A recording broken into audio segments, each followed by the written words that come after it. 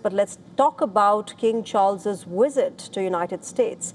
Remember, King Charles may have been received with full ceremonial honors in Washington, but beyond the pageantry, this visit comes at a moment when the UK-US ties are being tested, especially over the Iran war.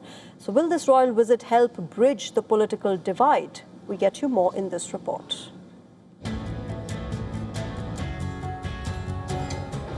Gun salutes, flags flying high, and a ceremonial military honor marked the arrival of King Charles at the White House.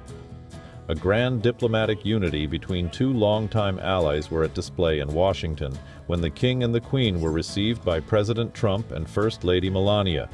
The visit comes at a fraught moment. The special relationship between the two countries is facing fresh strains.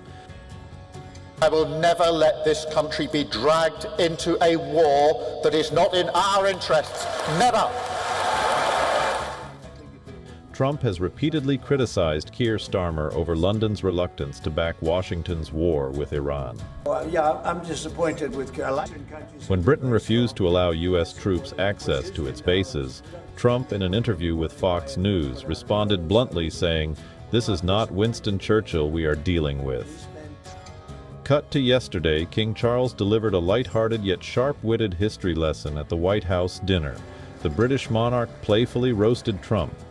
Indeed, you recently commented, Mr. President, that if it were not for the United States, European countries would be speaking German. Dare I say that if it wasn't for us, you'd be speaking French.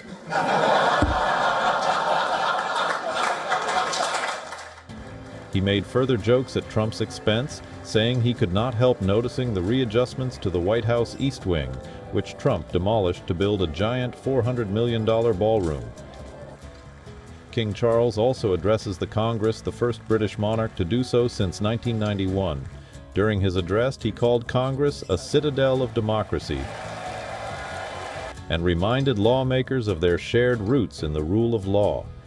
Even as tensions simmered, Trump struck a friendlier note by publicly praising the king and joking about his family's admiration for the royal household.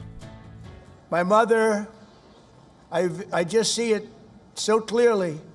She loved, and I told the king this, she loved the royal family, and she loved the queen. And anytime the queen was involved in a ceremony or anything, my mother would be glued to the television, and she'd say, "Look, Donald, look how beautiful that is." She really did love the family.